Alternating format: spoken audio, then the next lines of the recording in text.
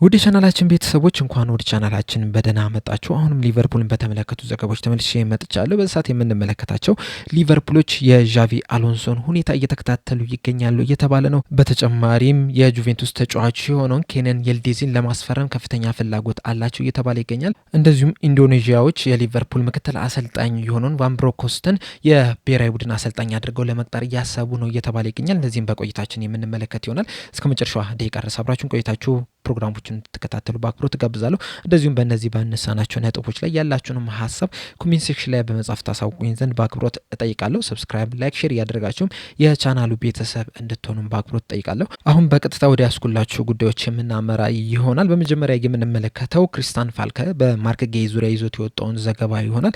በዘገባው መሰረት ክሪስታል ፓላሶች ማርክ ጌይን በጃንዋሪ ዝውውር መስኮት ለመሸጥ አስበዋል እያለን ይገኛል። እንደሚታወቀው ማርክ ጌይ በክሪስታል ፓላስ የሚያቆየው ኮንትራት በቃ ጥቂት ወራቶች ብቻ ናቸው እየቀሩት። በቀጣይ የክረምት የዝውውር መስኮት በክሪስታል ፓላስ የሚያቆየው ኮንትራት ይጠናቀቃልና ክሪስታል ፓላሶች ይህንን ተጫዋች በነጻ ከማጣት ይልቅ በጃንዋሪ ዝውውር መስኮት ለመሸጥ አስቧል እየተባለ ይገኛል። ሊቨርፑሎችም እዚህ ተጫዋች ላይ ከፍተኛ ፍላጎት እንዳላቸው ከዚህ በፊት የወጡት መረጃዎችም ያሳያሉና በጃንዋሪ ዝውውር መስኮት ምናልባትም ይህን ተጫዋች ለማስፈረም ጥረት ሊያደርጉ ይችላሉ እየተባለ ይገኛል። ነገር ግን ከተጫዋቹ ወገን በቋሚነት መጫወት እንደሚችል ማረጋገጫ ይፈልጋል እየተባለ ይገኛል። እንደሚታወቀው ሊቨርፑሎች ኢብራሂም ኮናቴን ኮንትራት ለማራዘም እየሰሩ ይገኛሉና ማርክ ጌይ ወደ ሊቨርፑል የሚመጣ ከሆነ ማረጋገጫ ይፈልጋል እየተባለ ይገኛል። በእርግጥ አሁን ላይ ከተመለከተው ማርክ ጌይ በቋሚነት የመጀመር እድሉ በጣም ከፍተኛ ነው። ቢያንስ በመሀል ተከላካይነት ባይጫወት እንኳን በክንፍ ተከላካይነት የመጫወት እድሉ በጣም የሰፋ ነውና ያን ያህል የሚያሳስበው አይመስለኝም።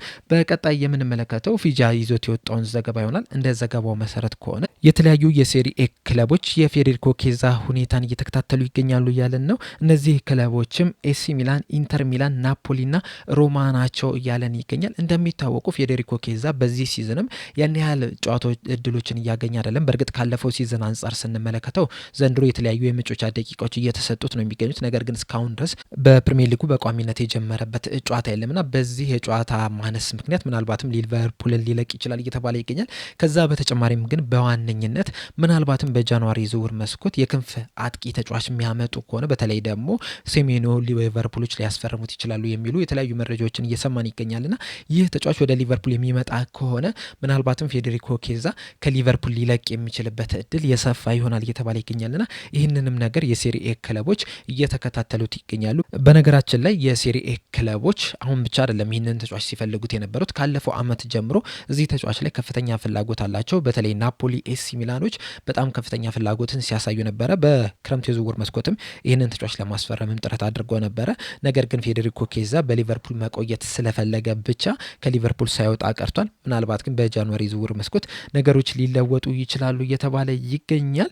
በቀጣይ የምንመለከተው ኤንዲ ይዞት የወጣውን ዘገባ ይሆናል። እንደ ዘገባው መሰረት ከሆነ ኢንዶኔዥያዎች የሊቨርፑልን ምክትል አሰልጣኝ የሆነውን ቫን ብሮንክሆርስትን የብሔራዊ ቡድን አሰልጣኝ አድርገው ለመሾም አስበዋል እየተባለ ይገኛል። እንደሚታወቀው ሊቨርፑሎች የጆን ሄይቲንጋ ምትክ አድርገው ነበር ቫን ብሮንክሆርስትን ወደ ሊቨርፑል ማምጣት የቻሉት። ነገር ግን ዘንድሮ ያን ያህል ጥሩ የሚባልን ነገር ሊቨርፑሎች እያሰኙ አይደለም የሚገኘው። ከምንጠይቃቸው ሰዎች መካከል አንደኛውም የሊቨርፑል ምክትል አሰልጣኝ የሆነው ቫን ብሮንክሆርስትን ነው። በተለይ ቫን ብሮንክሆርስት በተጫዋችነት ጊዜው በተከላካይ ስፍራ ላይ ነው ሲጫወት የነበረውና ወደ ሊቨርፑል ሲመጣ ለሊቨርፑል የመከላከል ስፍራ ጥንካሬን ይጨምራል የሚል እምነት ነበረ። ነገር ግን በዚህ ሲዝን በጣም ብዙ ጎሎች እየተቆጠሩባቸው ነው የሚገኙት። በጣም ብዙ ስህተቶችን እየተፈጠሩ ነው የሚገኙትና የቫን ብሮንክሆርስት ሚና ላይ እንግዲህ በጣም ትልቅ ጥያቄ እየተነሳ ነው የሚገኘው። እናም ይህ አሰልጣኝ ሊቨርፑልን ቢለቅ ሊቨርፑሎች ሚስ ያደርጉታል ብዬ አላስብም። እንዲህ በዘገባው አያይዞ እንደተናገረው ከሆነ እንግዲህ ሊቨርፑሎች ኢንዶኔዥያዎች ይህንን አሰልጣኝ ለማስፈረም በጣም ገፍተው የሚመጡ ከሆነ ሊቨርፑሎች ይህንን ዝውውር አይከለክሉትም እያለን ይገኛል። በሱ መንገድ ላይም አይቆሙም። መውጣት የሚፈልግ ከሆነ የተሻለ ስራ የሚያገኝ ከሆነ እንዲለቅ ፍቃድ ይሰጡታል የሚል መረጃም አያይዞ መናገር ችሏልና ምናልባትም ይህ ምክትል አሰልጣኝ የሚለቅ ከሆነ ጆን ሄይቲንጋን መልሰው ሊቀጥሩት ይችላሉ እየተባለ ይገኛልና በቀጣይ ጊዜያቶች እንግዲህ የሚፈጠሩትን ነገር አብረን የምንመለከት ይሆናል። በቀጣይ የምንመለከተው ፉትቦል ኢንሳይደር ይዞት የወጣውን ዘገባ ይሆናል። እንደ ፉትቦል ኢንሳይደር ዘገባ ከሆነ ሊቨርፑሎች የጁቬንቱስ ተጫዋች የሆነውን ኬነን የልዴዚን ለማስፈረም ከፍተኛ ፍላጎት አሳይተዋል እያለን ይገኛል። በእርግጥ እዚህ ተጫዋች ላይ ሊቨርፑሎች ብቻ አይደሉም ፍላጎት ያሳዩት፣ ቼልሲ፣ አርሰናል፣ ማድሪድም እዚህ ተጫዋች ላይ ከፍተኛ ፍላጎት አላቸው። እንደውም በዘገባው እንደተናገረው ከሆነ በክረምት የዝውውር መስኮት ማንቸስተር ዩናይትድ እና ቼልሲ ይህንን ተጫዋች ለማስፈረም ፍላጎት ነበራቸው፣ ነገር ግን ሳይሳካላቸው ቀርቷል። አሁን ግን ሊቨርፑሎችም እዚህ ተጫዋች ላይ ከፍተኛ ፍላጎት እንዳላቸው ዘገቦቹ እየተናገሩ ይገኛሉ። በእርግጥ የሊቨርፑሎች ፍላጎት አሁን ላይ የተነሳ ነገር አይደለም። ከጥቂት ወራት በፊትም እዚህ ተጫዋች ላይ ፍላጎት እንዳላቸው የተለያዩ ዘገቦችም ሲናገሩ ነበረ። ፉትቦል ኢንሳይደር አሁንም ይህንን ዘገባ ማረጋገጫ ሰጥቶታል። በተለይ ዘንድሮ እንግዲህ ጥሩ የሚባል እንቅስቃሴን እያደረገ ነው የሚገኘው። 11 ጨዋታዎችን አድርጎ 2 ግብና 3 አሲስት ማስመዝገብ ችሏልና 5 የጎል ኢንቮልቭመንት ማድረግ የቻለ ተጫዋች ነው። በተጨማሪም የተለያዩ ቦታዎችንም ከቨር ማድረግ የሚችል ተጫዋች ነው። የግራ ክንፍ አጥቂ መሆን ይችላል፣ የቀኝ ክንፍ አጥቂ መሆን ይችላል። እንደዚሁም ደግሞ 10 ቁጥር ቦታ ላይም መጮት የሚችል ተጫዋች ነውና ለሊቨርፑልም ቨርሳታይል መስጠት የሚችል ተጫዋች ነው።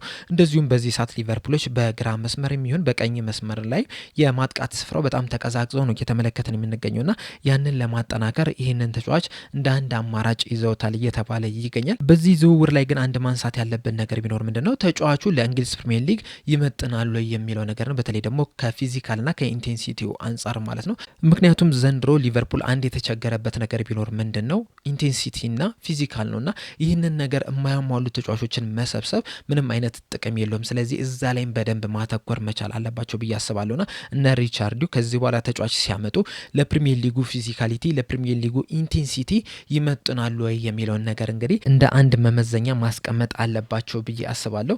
ይህም ተጫዋች እንግዲህ ሲጫወት በጣም ጎበዝ ተጫዋች ነው። በጣም ጥሩ የሚባል እንቅስቃሴን ማድረግ የሚችል እንደዚሁም ደግሞ ከፍተኛ ተስፋም የተጣለበት ተጫዋች ነው። ገና 20 ዓመቱ ነውና በዚህ ብቃቱ የሚቀጥል ከሆነ ለቀጣይ 10 ዓመታት የዓለማችን ምርጡ ተጫዋች መሆን የሚችልበትም እድል አለውና በጣም ኳሊቲ ያለው ተጫዋች ነው። ነገር ግን ለፕሪሚየር ሊጉ ይመጥናሉ የሚለው ነገር ትልቅ ጥያቄ ነው። ጁቬንቱሶች በእርግጥ ይህንን ተጫዋች ኮንትራቱን ለማራዘም እየሰሩ ነው የሚገኙት። ነገር ግን እስካሁን ድረስ ተጫዋቹ ለመፈረም ፈቃደኝነቱን አላሳየምና በጁቬንቱስ ይቆያል ተብሎ አይጠበቅም። ስለዚህ እነዚህ ትልልቅ የሚባሉት ክለቦችም እንግዲህ የዚህን ተጫዋች ሁኔታ እየተከታተሉት ይገኛሉ። ሊቨርፑሎችም እዚህ ተጫዋች ላይ ከፍተኛ ፍላጎት አላቸው። ለማስፈረምም ጥረት ሊያደርጉ ይችላሉ እየተባለ ይገኛል። በተለይ ደግሞ በግራ ክንፍ ላይ እንግዲህ ተጫዋቾች ያስፈልጓቸዋል። ያንንም ቦታ ለማጠናከር አንደኛው እየተመለከቱት ያለው ተጫዋች ይልዲዝ የተባሉን ተጫዋች ነው እየተባለ ይገኛል። በስተመጨረሻ የምንመለከተው ሊቨርፑሎች የዣቪ አሎንሶ ሁኔታን እየተከታተሉት ይገኛሉ እየተባለ ነው። ምክንያቱም በዚህ ሰዓት ጃቪ አሎንሶ በሪያል ማድሪድ አሰልጣኝነቱ እንግዲህ ከተጫዋቾች ጋር እየተስማማ አይደለም እየተባለ ነው የሚገኘው። በተለይ ለማድሪድ ቅርብ የሆነው ማድሪድ ዞን ይዞት በወጣው ዘገባ መሰረት በተጫዋቾቹና በአሰልጣኙ መካከል ያለው ግንኙነት እየሻከረ መጥቷል ነው እየተባለ የሚገኘው። በተጨማሪም በትናንትናው ምሽት ላይ አንድ የወጣ ዘገባ አለ። እሱም ምንድነው ቪኒሺየስ ጁኒየር በሪያል ማድሪድ ቤት የሚያቆየውን ኮንትራት ለመፈረም ፈቃደኛ አይደለም እየተባለ ይገኛል። ምክንያቱም የተደረገው ደግሞ ከጃቪ አሎንሶ ጋር ያለው ግንኙነት ጤናማ ስላልሆነ ወይም ደግሞ ጥሩ የሚባል ግንኙነት ስለሌላቸው በእንደዚህ አይነት መልኩ በሪያል ማድሪድ ቤት የሚያቆየውን ኮንትራት ለመፈረም ፈቃደኛ አይደለም እየተባለ ይገኛልና ምናልባትም ሪያል ማድሪዶች ይህንን አሰልጣኝ ሊያሰናብቱት ይችላሉ እየተባለ ይገኛል። እንደሚታወቀው እንግዲህ እሁድ ዕለት በተደረገው የላሊጋ ጨዋታ ከኤልቼ ጋር 2-2 በሆነ ውጤት ማጠናቀቅ ችሏልና በዚህ ጨዋታ ላይ ነጥብ መጣሉም ለዣቪ አሎንሶ ጥሩ የሆነለት አይመስለኝም።